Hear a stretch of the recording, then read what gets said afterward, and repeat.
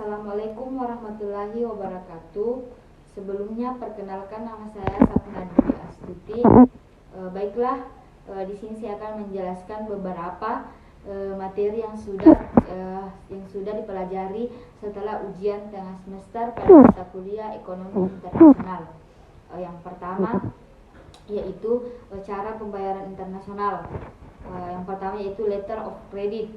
Pembayaran dengan LC ini melibatkan beberapa lembaga keuangan seperti bank dan pihak yang terkait, yaitu pembeli atau importir, issuing bank atau lembaga penerbit LC, kemudian penjual atau eksportir, dan confirming bank atau bank yang berada di negara eksportir.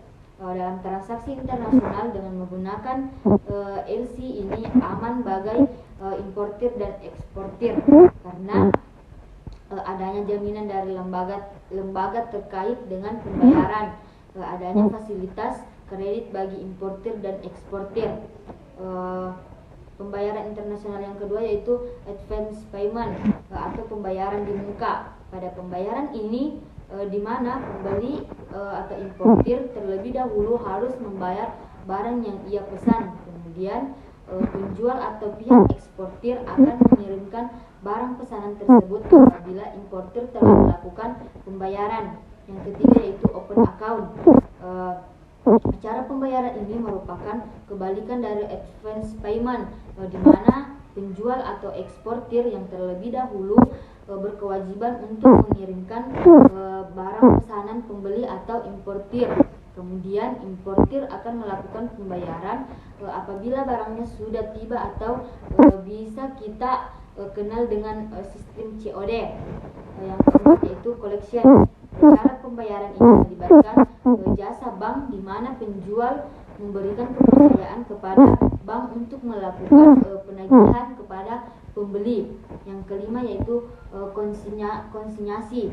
Cara pembayaran ini hampir sama dengan cara pembayaran open account, di mana penjual terlebih dahulu mengirimkan barang pesanan. Namun perbedaannya pada open account, pembeli akan melakukan pembayaran bila barangnya telah tiba, sedangkan pada konsinyasi pembayaran akan dilakukan bila sejumlah barang telah laku terjual.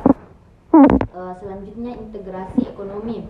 Integrasi ekonomi merupakan penggabungan antara beberapa negara terkait dengan kegiatan ekonomi. Alasan dilakukannya integrasi ekonomi ini agar hambatan-hambatan baik tarif maupun non-tarif dibilangkan untuk meningkatkan volume perdagangan, efisiensi produksi, dan kesejahteraan masyarakat. Bagi suatu negara yang menjalin integrasi ekonomi, maka hambatan-hambatan dalam perdagangannya akan diturunkan atau dihapuskan. Namun bagi negara yang bukan negara anggota dalam integrasi ekonomi ini terdiskriminasi. Selanjutnya tahapan integrasi ekonomi internasional. Yang pertama yaitu Free Trade Area atau FTA, di mana ada dua negara yang atau lebih yang sepakat menghilangkan semua kewajiban impor atau hambatan perdagangan baik tarif maupun non tarif. Sedangkan terhadap negara bukan anggota, masing-masing negara anggota bebas menentukan tarif perdagangan internasional.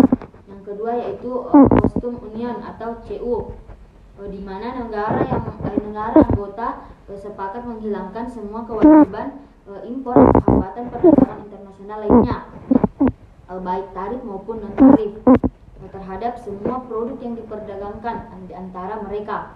Dan untuk negara yang bukan anggota akan diberlakukan penyeragaman ketentuan. Yang ketiga yaitu common market. Setelah syarat pada Customs Union terpenuhi, kemudian dilanjutkan dengan penerapan pembebasan hambatan bagi arus modal dan tenaga kerja sesama negara anggota. Yang keempat yaitu economic union. Jika kondisi common market terpenuhi, selanjutnya dilakukan harmonisasi dalam kewajiban makroekonomi nasional sesama negara anggota sehingga pertentangan dapat dihindari. Yang kelima yaitu total economic integration.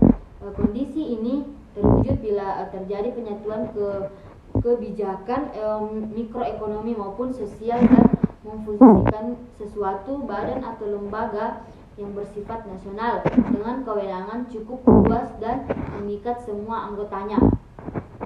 Adapun dampak yang ditimbulkan dalam integrasi ekonomi ini yaitu trade correction, atau dapat dikatakan sebagai dampak positif dari integrasi ekonomi.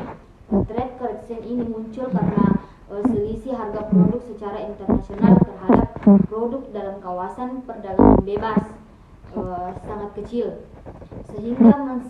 sehingga mensejahterakan negara anggota. Trade diversion atau dapat dikatakan sebagai dampak negatif dari integrasi ekonomi. Trade diversion ini muncul karena selisih harga dunia terhadap harga di